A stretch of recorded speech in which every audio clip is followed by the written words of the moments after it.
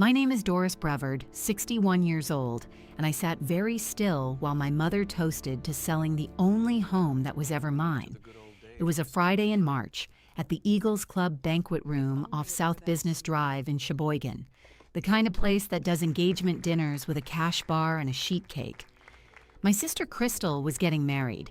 There were maybe 40 people there, mostly Roy's old hardware customers, and the women from the church my mother runs like a small county.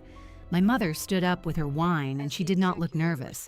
She looked like a woman about to give a gift she expected applause for. "We have wonderful news," she said. "Roy and I have decided to free up the lake house, so Crystal and Dale can put a real down payment on that townhouse in Mequon." The room made the sound rooms make, soft and warm. Somebody said, "Oh, how generous."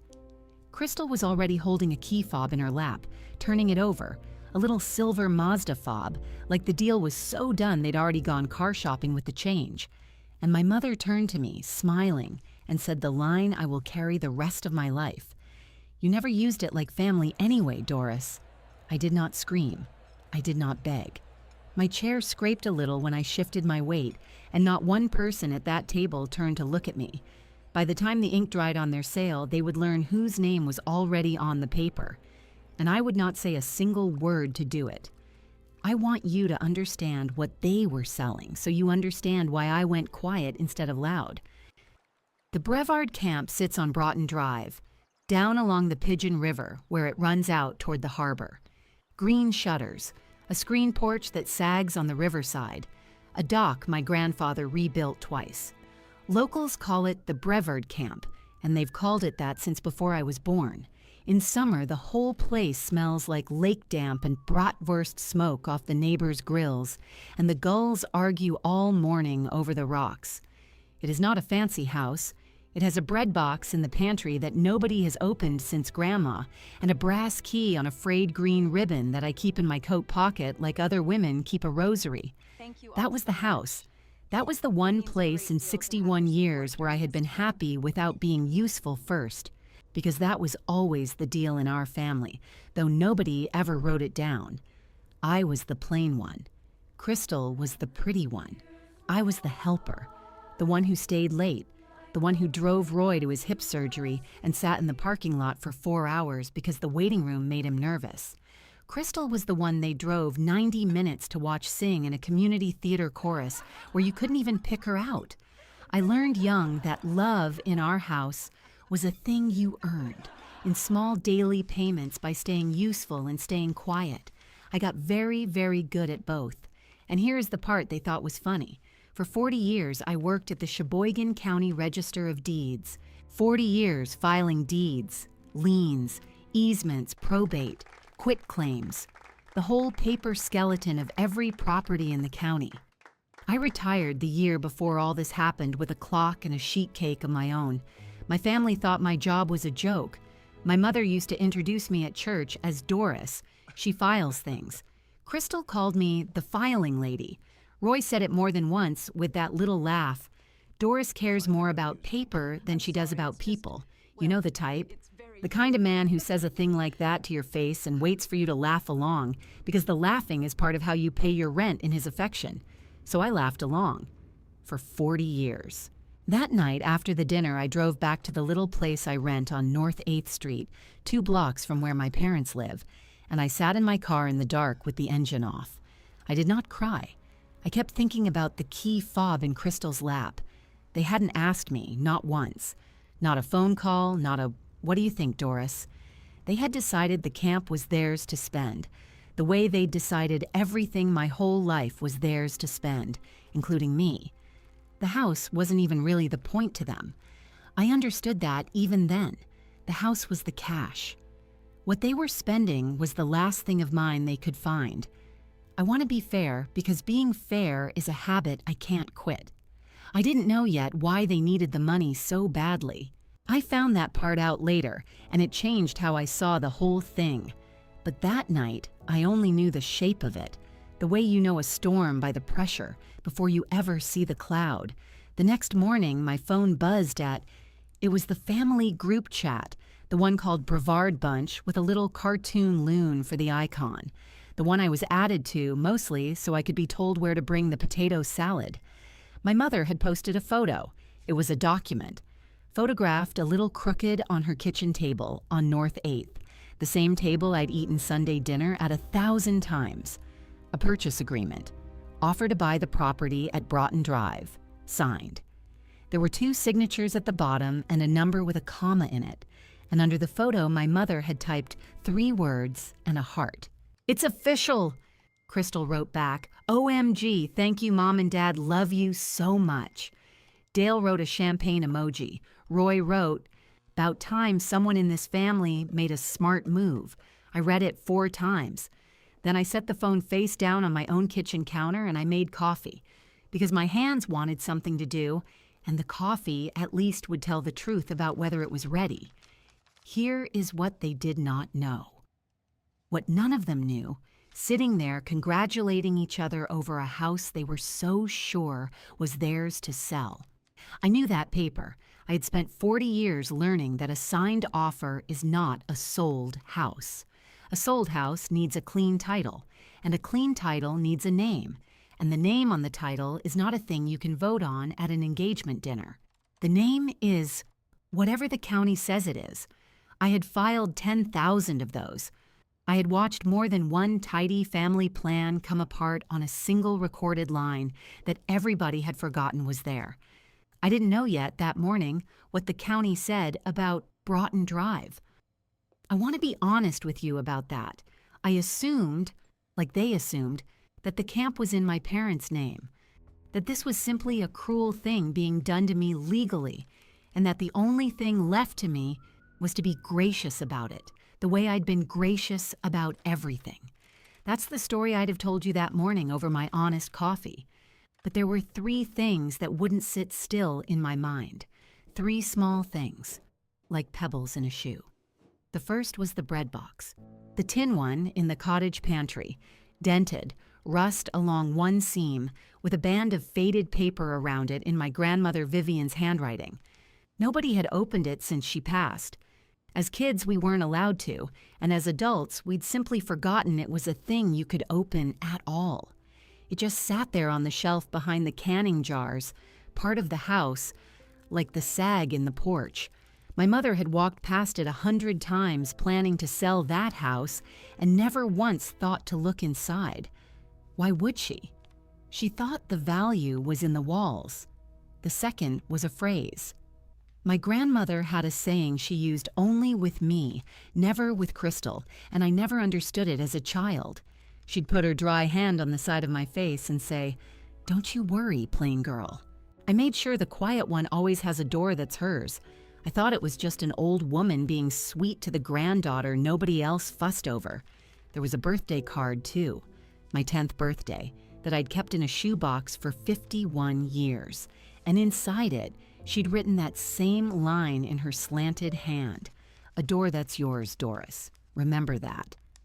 And the third was a number on a piece of paper I'd been ignoring for decades. About once a year, I get a statement in the mail from Kohler Credit Union. I've always had a basic account there, the kind that earns about $1 of interest and a lecture if you let it dip. But for as long as I can remember, there's been a second line on the bottom of that statement in tiny print that I never understood and never bothered to ask about. It reads, "Account holder, D. Brevard. Established 1989. I'd have been a small child. I'd never opened any account in 1989. I'd looked at that line 1,000 times the way you look at the fine print on anything, which is to say I let my eyes slide right over it. A glitch, I figured. Old records. The kind of harmless ghost that lives in any institution that keeps paper for 40 years. I should have known better than anybody that institutions do not keep paper by accident. I picked the phone back up. The group chat had moved on. My mother was now asking who could bring folding chairs for the wedding shower, and Crystal had posted a photo of paint swatches for the Mequon townhouse, a soft gray called Morning Fog, life rolling forward smooth as butter over the top of me. I typed nothing. I have never in my life been able to type the thing I actually feel into that chat, and I wasn't about to start by begging them not to sell my childhood out from under me in front of 40 witnesses and a cartoon loon. Instead, I did the only thing I have ever truly been good at. The thing they laughed at me for. I decided to go look at the paper, not their paper. Their paper was just a photo on a kitchen table. I meant the real paper, the recorded paper, the kind that lives in fireproof drawers at the county building on North 6th Street, where I'd worked for 40 years and could still walk in and be handed a cup of bad coffee by people who'd known me since I was 30. If my parents could sell that house out from under me, then somewhere in the chain of title was the line that said they could. I wanted to see it with my own eyes. I wanted to read in the county's own ink exactly how I'd come to be a woman whose family could spend her one happy place, like loose change. I rinsed my cup.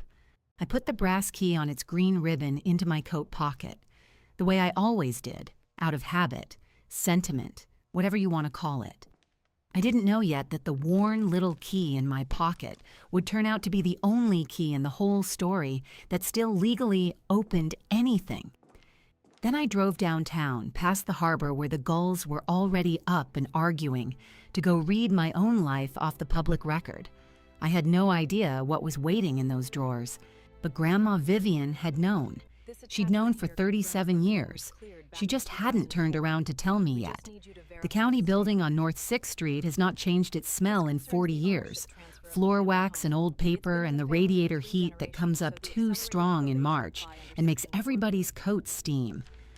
I pushed through the glass door at the Register of Deeds a little after 9, and the girl at the front counter, who was not a girl at all, but a woman named Patrice, who came on the year before I left, looked up and said, "Doris, you miss us already," and got up to pour me a cup of the bad coffee before I'd said a word. That is the kind of place it is. That is the kind of paper they think is a joke. I told her I wanted to pull a chain of title. Just curiosity, I said. An old family property down on Broughton Drive. She didn't blink. People come in to do exactly that all day. Genealogists and lawyers and nosy neighbors, and a retired clerk doing it is the most natural thing in the building. She set me up at the terminal in the back, the one by the window, and she left me alone, because she knew I knew the system better than the man who installed it. I want to tell you what it is like to pull a chain of title, because most people never do it and they imagine it's dramatic. It isn't. It is the least dramatic thing in the world. You start at the present and you walk backward. Owner to owner, instrument to instrument, each one pointing at the one before it, like a row of people each tapping the shoulder ahead. Warranty deed, mortgage, satisfaction of mortgage, easement to the utility. You read the legal description, the meets and bounds, the lot and block, and you make sure each handoff is clean, that nobody sold what they didn't have, that no line was ever left open. I expected the camp to walk backward to my parents, Linda and Roy Brevard, husband and wife as joint tenants. I expected to see the deed where Grandma Vivian, when she passed, left the place to her son, my father. I expected, in other words, to find the legal machinery of my own dispossession, all in order, all correct, and to sit there and feel the last small hope go out of me like a pilot light. That is not what I found. I found my parents' name nowhere on the title at all. The most recent recorded instrument for the parcel at Broughton Drive was a warranty deed. It was dated the 11th of September, 1989. The grantor was Vivian Ruth Brevard, widow, and the grantee, the person to whom my grandmother had conveyed that house, in fee simple, with a recording stamp in the corner pressed so hard you could feel it through the screen, was a minor child, by and through a trustee. The minor child was Doris Ann Brevard. That is me. That has always been me. I sat very still, the same stillness I'd practiced at the engagement dinner, except this time there was no one watching me hold it. I read the legal description twice. I read the recording number. I wrote it down with the little golf pencil they keep in the cup, because my hand wanted to do something true. The house had been mine since I was a small child. Not promised to me, not someday mine, recorded mine, in the county's own ink, in the same drawers I had spent 40 years tending without ever once thinking to look up my own name. And below it, nothing. No deed out, no sale, no transfer. In 37 years, not one instrument had moved that title off of me. My parents had been planning Sunday dinners and engagement toasts and a sale to strangers over the top of a house that the public record said, plainly and without argument, belonged to their plain daughter. They had never checked. Of course they had never checked. Why would Linda and Roy Brevard go pull a chain of title? That was the filing lady's job, and the filing lady cared more about paper than people. There was a trustee named on the 1989 deed. The conveyance had been made through a trust, and the trustee of record was an officer at Kohler Credit Union. The name printed under the signature line was faded but legible, M. Foss, and all at once that tiny line on the bottom of my bank statement, the one I'd let my eyes slide over for decades, sat up and looked at me. Account holder, D. Brevard, established 1989. Not a glitch. Not an old records ghost. A standing account, opened the same year as the deed, kept alive and quiet for 37 years by an institution that does not keep paper by accident. I thanked Patrice. I took a certified copy because 40 years teaches you to never walk out with only the screen. And I drove to the credit union. Marguerite Foss turned out to be a small, upright woman about my own age, in a cardigan the color of oatmeal, with reading glasses on a beaded chain, and an office that smelled like peppermints. When I said my name at her door, she did not say, "How can I help you?" She took off the glasses, and she looked at me, the way you look at a bus you have been waiting on for a very long time, and had half stopped believing would come. "Doris Brevard," she said. I wondered if it would be you, or if it would be the other ones. I asked her what she meant. She didn't answer that yet. She asked me to sit. She went to a cabinet, not a computer, an actual steel cabinet with a key, and she came back with a file folder gone soft at the corners with age, and she set it on the desk between us like something that had weight beyond its paper. "I was a young teller when your grandmother came in," she said. 1989. I wasn't the trust officer then. That was Mr. Haberman. But I did the intake, and Vivian Brevard was not a woman you forgot. She smiled a little. She came in on a Tuesday with a folding umbrella and a fixed idea. She told Mr. Haberman she wanted to give the camp to the youngest grandchild, the quiet one, and she wanted it done so it could not be undone by talk. Those were her words, so it could not be undone by talk. She opened the file. Inside, clipped together, were the documents I had spent my whole career handling for strangers, and had never once held for myself. The original recorded warranty deed, my own copy, the twin of what I'd just pulled at the county. A quitclaim, signed by my father, Roy, dated the same autumn, releasing any claim he believed he had to the parcel, signed in his own younger hand for reasons I would not fully understand until later. And an escrow letter, on Kohler Credit Union letterhead, gone cream with age, establishing a small trust, funded modestly, to carry the property taxes on the camp so that the quiet one would never lose the house, for lack of money she didn't have. That was the line on my statement. For 37 years, a trust I never knew existed had been quietly paying the taxes on a house I never knew was mine, so that no clerk, no lien, no overdue notice would ever pry it loose, while I wasn't looking. My grandmother had not left me a gift. She had left me a fortress, and she had hired an institution to stand guard at the gate, and she had told no one because she knew exactly which people in her family could not be told. "She left instructions, Doris," Marguerite said. "Not just money, instructions." She tapped the folder. "You already have everything you need. You've had it the whole time. It's just been waiting in the pantry." The pantry. I felt the floor of the thing tilt under me. "The bread box," I said. Marguerite Foss looked at me over the oatmeal cardigan, and she said, "She told Mr. Haberman she'd put the working originals somewhere her son would never think to look, because Roy thought the value was in the walls. She said, and I wrote it in the file because it was an odd thing to say, she said, 'The plain girl will know where to look, because the plain girl is the only one who ever opened anything in that house with her own two hands.'" I had to put my coffee down. Because it was true, you see. I was the one who cleaned that pantry. I was the one who scrubbed the canning jars and swept the dead flies off the sill and wiped the dust off a dented tin bread box that nobody else in that family had touched in 50 years because touching things was beneath them. Crystal had never opened that bread box. Linda had walked past it 100 times planning her sale and never once thought to lift the lid. They thought the value was in the walls. The value was in the box. It always had been. And the only person who ever opened the box was the one they were so sure didn't matter. Marguerite slid the folder toward me, and then she did one more thing.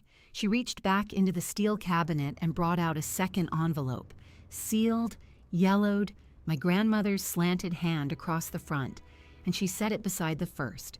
"There's this," she said. "Vivian left one for whoever came asking first. That's you." And she left one for whoever came asking second. She folded her hands. "In 37 years, Doris, you are the first person who ever came asking at all. I've kept the second one because she told me to. But I'll be honest with you. I have wondered my whole career who else she thought was coming." I looked at that second envelope a long time. Whoever came asking second. My grandmother had not only seen the storm, she had counted the people in it. She had known there was a first, quiet child, and she had believed enough to seal a letter and pay a stranger to guard it for 4 decades that there would someday be a second. I did not open it. It was not mine to open, not yet, and a woman who has spent 40 years around documents knows the difference between the paper that is hers and the paper she is only holding. I took the folder that was mine. I thanked Marguerite Foss in a voice that did not sound entirely like my own, and I drove out to Broughton Drive in the gray March light, with the gulls up and arguing over the harbor rocks and the smell of lake damp coming through the vents the way it has my whole life, to go open a bread box. The brass key on its green ribbon was in my coat pocket where it always is. I let myself in the front door of the Brevard camp, the camp that the county said was mine, and the lock turned for me the way it has turned for me 10,000 times, smooth and certain, and I did not yet understand what a small, ordinary miracle that was about to become. The pantry was cold. The canning jars stood in their rows, and there on the high shelf, behind them, dented and rust-seamed and wrapped in a faded paper band, sat the tin bread box with my grandmother Vivian's handwriting going soft around its middle. I took it down with both hands. It was lighter than a house and heavier than anything I had ever carried. I set it on the kitchen table, the old enamel-top table where she used to roll out dough, and I worked my thumbs under the lid where the rust had sealed it. And I pried gently, the way you open something you intend to keep, until the old tin gave with a small, dry sigh, like a held breath finally let go. I had no idea, lifting that lid, that across town my mother's smooth and certain plan had just walked into a desk at a bank in Mequon, where a loan officer my family had never met was about to do the one boring, routine, unglamorous thing that would bring the whole of it down. She was about to order a title search. The lid came up and the smell came with it. Old tin and older paper, a dry, papery breath of 1989 that had been waiting in the dark behind the canning jars for the length of an entire other woman's life. I did not reach in right away. I am a clerk. I looked first. On top, folded once, was a paper band with my grandmother Vivian's handwriting going soft around its middle, and the band said in her slanted, careful hand, "The door that's yours." The same words from the birthday card she'd sent me the spring I turned 8, the card I'd kept in a shoebox for 53 years without ever once understanding that it was not a sentiment. It was an instruction. She had told me where the door was when I was 8 years old, and she had trusted that the quiet one, the one who opened things with her own 2 hands, would eventually be the one to turn the knob. Under the band was the deed. The original recorded warranty deed, the true twin of the certified copy folded in my coat, the 11th of September, 1989, the recording stamp pressed into the corner so hard the paper had gone pebbled under it. I slid it out of the tin and I laid it face up on the old enamel table where my grandmother used to roll out dough, and I smoothed it flat with the side of my hand the way I had smoothed 10,000 documents for 10,000 strangers across 40 years at the Register of Deeds, and for the first time in my career, the name on the paper under my palm was my own. Vivian Ruth Brevard, widow to Doris Ann Brevard, a minor by and through her trustee. I sat down at the table because my legs asked me to. Under the deed was a quitclaim, my father's. Roy Brevard, in his younger and rounder handwriting, releasing and forever discharging any claim he had or believed he had to the parcel on Broughton Drive. I read it twice, the way I read everything twice, and I understood the shape of what my grandmother had done.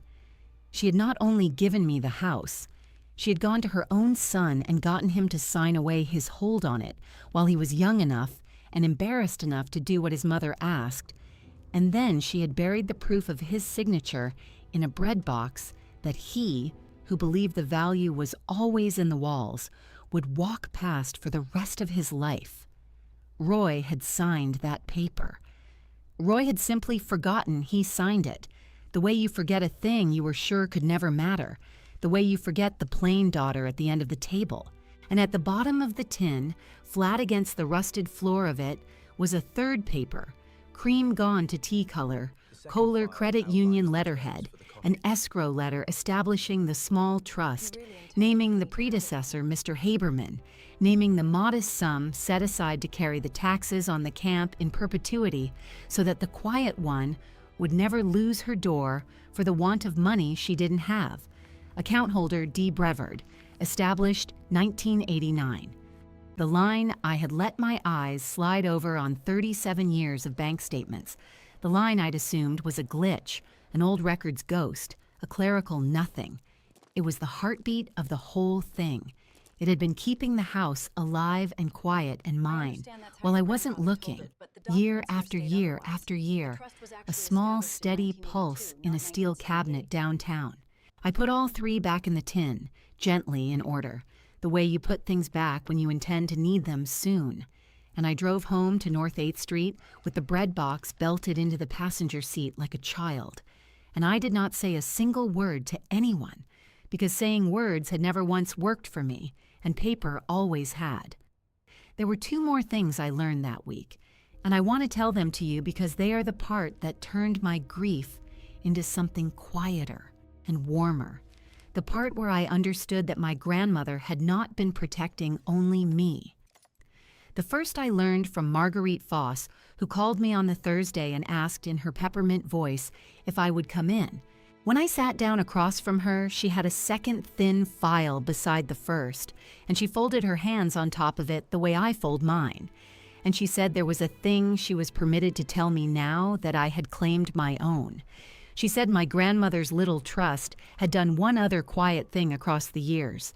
There was a cousin of mine, Glenn, my father's sister's boy, a soft-spoken man the family had written off decades ago as a disappointment because he had left a good job to go to seminary and then could not pay for it and had drifted. And the family told the story of Glenn the way they told the story of me, in that pitying, dismissive register, the failure who couldn't be helped. And Marguerite told me that twice, quietly, at my grandmother's standing instruction, the trust had reached out and paid down the debt that was strangling him, anonymously, with no name attached, so that Glenn could finish and serve a small parish up near Manitowoc where, Marguerite said, he had married people and buried people and been a comfort for 30 years. Nobody in my family knew. My grandmother had simply decided that the 2 children everyone had thrown away were the 2 worth saving, and she had saved us both in the dark and asked for no thanks because thanks was never the point. The point was the door. The second thing I learned from Mrs. Osterman, who lives in the greenhouse 2 lots down from the camp on Broughton Drive, and who has known me since I was a baby, and who came out onto her porch when she saw my car, wrapped in a cardigan against the lake wind, the gulls wheeling and arguing over the harbor rocks behind her. She asked me, careful and kind, if everything was all right out at the Brevard camp, because she'd seen a man with a clipboard walking the lot line the week before. And then, when I told her a little of it, just a little, she told me a thing I had never known. She told me that her late husband, Walter, years ago, had nearly lost their own house in a bad season, and that Vivian Brevard had quietly arranged for a small recorded interest to protect it, the same kind of quiet recorded gift, the same fortress made of paper, so that no bank could pry the Ostermans loose while they got back on their feet. My grandmother had done it for them, too. She had spent her last years going quietly around the edges of 2 streets in Sheboygan, building little fortresses out of deeds for the people the world had counted out. And she had told no one. And she had died and let them all go on, thinking she was just a stubborn old woman with a folding umbrella and a fixed idea. Mrs. Osterman took my hand on her cold porch and she said, "Vivian used to say a person should always leave somebody a door that's theirs." And there it was again. The phrase, walking up out of 3 different mouths now. The card, the trust officer, the neighbor, like a bell rung in 3 towers across 40 years, so I could not possibly mistake it for an accident. The door that's yours. She had meant it as a verb. She had meant for me to do it again. I drove back to North 8th Street, and I sat at my own kitchen table with the bread box, and I did not yet know how I would use any of it. I am not a woman who likes a confrontation. The thought of standing up in my parents' kitchen and saying a hard thing to my mother's face made my stomach go to water, so I did what I have always done. I waited, and I watched the paper, because I knew, the way I have always known, that paper moves on its own schedule and that if you are patient, it will do your speaking for you. And on the following Tuesday, the paper moved. It moved at a desk in Mequon, in a bank branch my family had never set foot in front of a loan officer none of us had ever met, a young man processing Crystal's mortgage application for the soft gray townhouse called Morning Fog. He was a careful young man, or maybe just an ordinary one doing an ordinary job, and the job, the boring, unglamorous, routine job that every single property transaction in this country runs through whether the family at the kitchen table knows it or not, was to order a title commitment on the collateral and on the funds. My sister's down payment was coming from the sale of the Brevard camp, so the lender, doing the most natural thing in the world, ordered a title search on a parcel on Broughton Drive in the city of Sheboygan, county of Sheboygan, state of Wisconsin. And the search ran backward, owner to owner, instrument to instrument, each one tapping the shoulder of the one before. The same walk I had taken at the terminal by the window, and it arrived, exactly as I had arrived, at a warranty deed dated the 11th of September, 1989, recorded, stamped, never released, never transferred, never sold. Vivian Ruth Brevard, widow, to Doris Ann Brevard. The title examiner did what title examiners do. He flagged it. He could not issue clean title on a property the seller did not own. The recorded owner of the Brevard camp was not Linda Brevard and was not Roy Brevard. The recorded owner was a woman named Doris, who had not signed anything, who was not a party to any purchase agreement, whose name appeared nowhere on the paper my mother had photographed so proudly on her own kitchen table. The commitment came back clouded. The closing went on hold.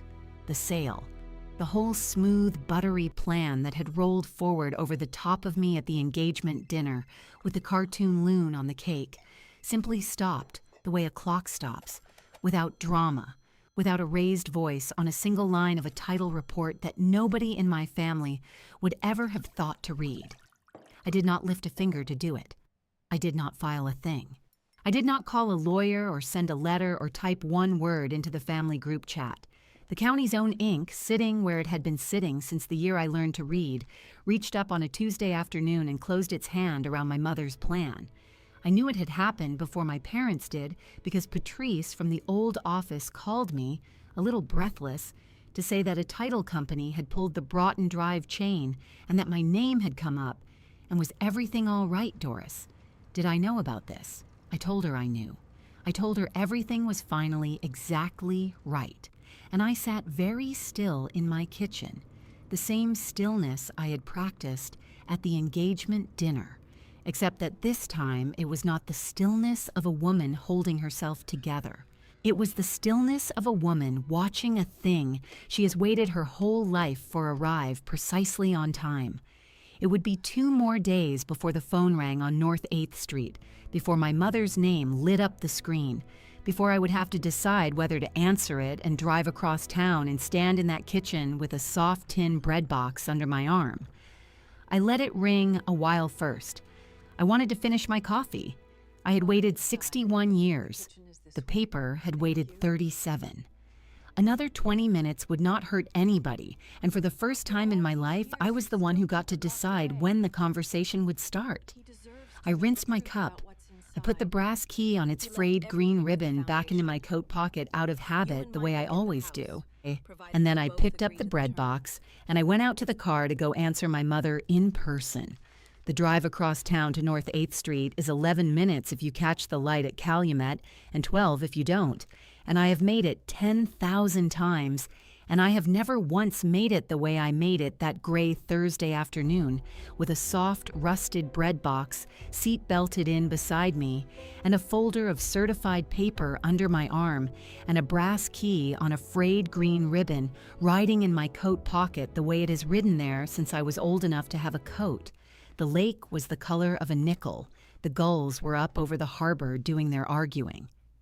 The whole town smelled the way it always smells in March, lake damp and somebody's early bratwurst on a grill they shouldn't have had out yet. And I rolled down the window a little because I wanted to take it in, all of it. The ordinary smell of the only place I have ever lived before I walked into my mother's kitchen and changed the temperature of my family forever without raising my voice. My mother opened the door before I knocked. She had been watching for me. Her face was doing a thing I had seen it do my whole life when something had gone wrong with money, a tightness around the mouth that she covered with brightness. And she said, "Oh, Doris, good, come in. We have a little situation with the closing, and I think you may have, well, I think there may be some old paperwork that got tangled. You were always so good with the filing." The filing. Even then. Even with the floor going out from under her, she reached for the same small word she had used to make me small for 61 years. The filing lady. The one who cared more about paper than about people. And I understood, standing on the mat in my own childhood doorway, that she did not yet know what had happened. She thought it was a tangle. She thought I had come to help her smooth it. My father was at the kitchen table. Crystal was there, too, on the far side, her phone face down in front of her.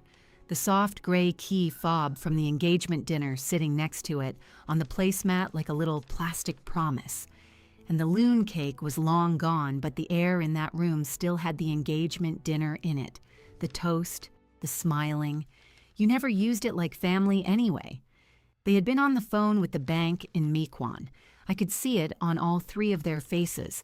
That particular gray that comes over people when an institution they did not think about has just said no to them in a way they cannot argue with. Roy had his reading glasses pushed up on his forehead and a stack of their own papers in front of him. The purchase agreement, a printout. And he was going through them again and again the way a man does when he is sure the mistake is on the page and not in the world. I did not sit down right away. I set the bread box on the counter by the toaster quietly, the way you set down something you do not want to explain yet. And I opened my folder, and I laid the first paper on the kitchen table in front of my father, square in the cleared space between his hands. And I smoothed it flat with the side of my hand the way I have smoothed 10,000 documents for 10,000 strangers. And I said, in the low voice I have used my whole life, the voice they taught me to use by never listening to the loud one, This is the recorded warranty deed for the parcel on Broughton Drive, the 11th of September, 1989, and that is the recording stamp from the Sheboygan County Register of Deeds, and the grantee is me. Nobody said anything. My mother made a small sound.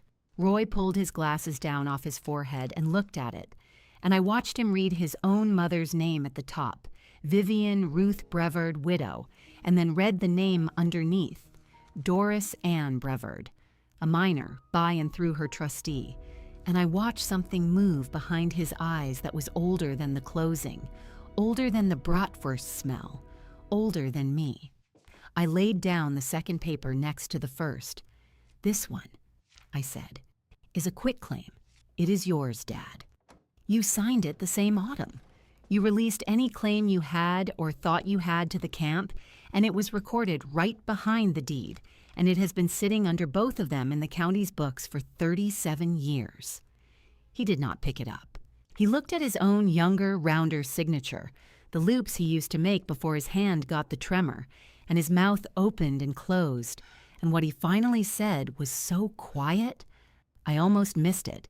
He said, "Mother asked me to," like a man remembering a dream. He said, "I was 26. The business was new. She said it was just for the taxes. She said it didn't mean anything. Sign it and forget it." And then he stopped, because he had just heard himself say the words, "Sign it and forget it."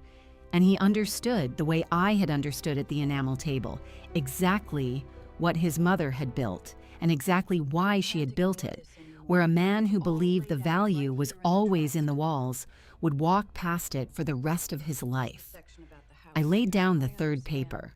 "This," I said, "is a letter from Kohler Credit Union, dated the same year. It established a small trust to carry the taxes on the camp so that the recorded owner would never lose it for want of money she did not have.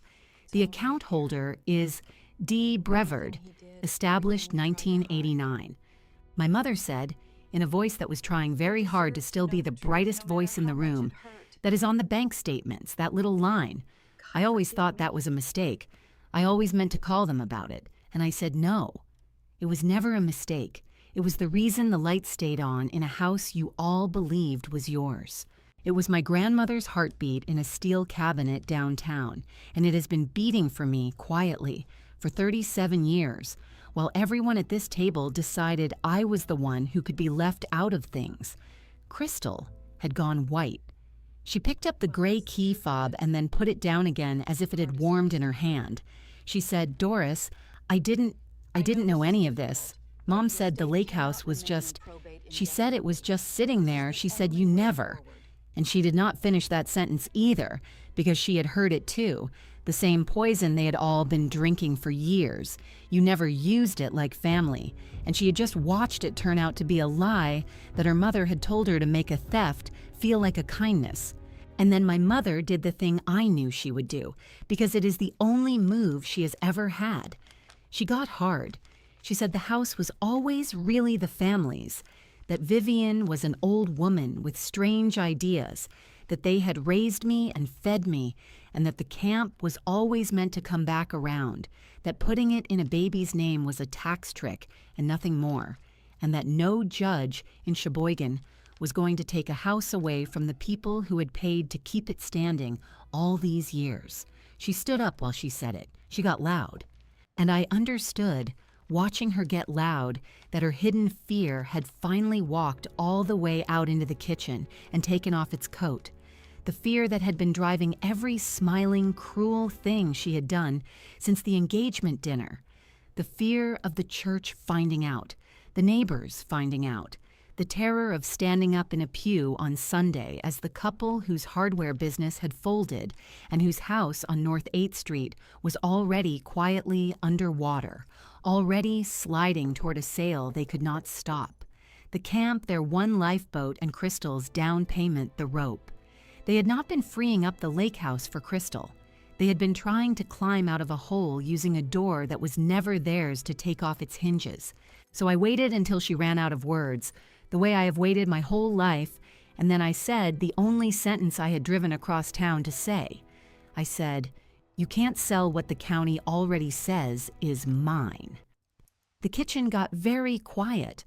Out the window over the sink, a gull went over toward the harbor, and you could hear it through the glass. I did not raise my voice, and I did not file anything, and I want that understood, because it is the truest part. The hold on the sale was not my doing.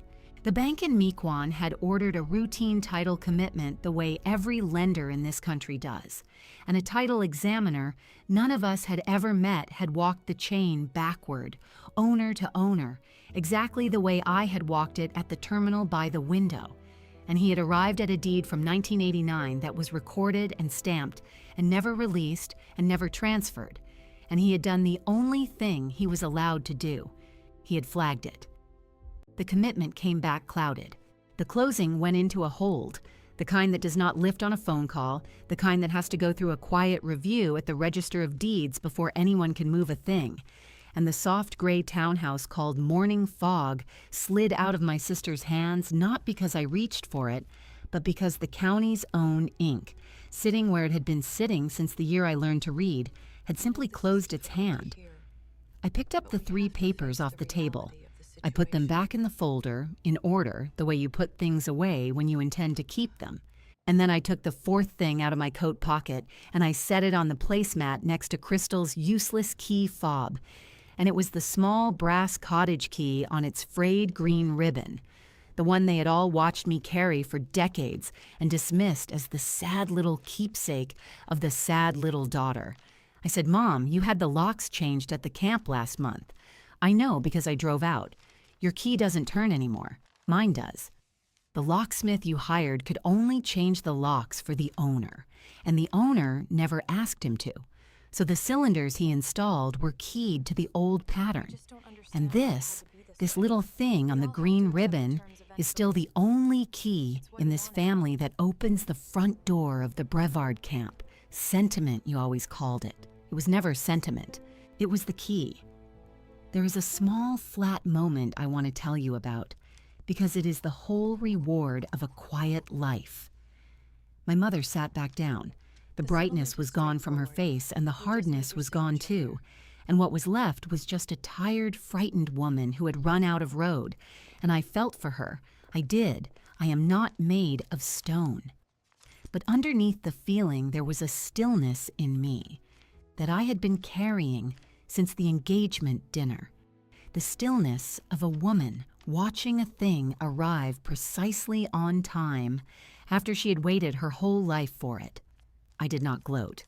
I reached over and I straightened the edge of my father's purchase agreement so it sat square with the edge of the table, because my hands like things square, and that small, useless, tidy motion was the closest I came to a celebration.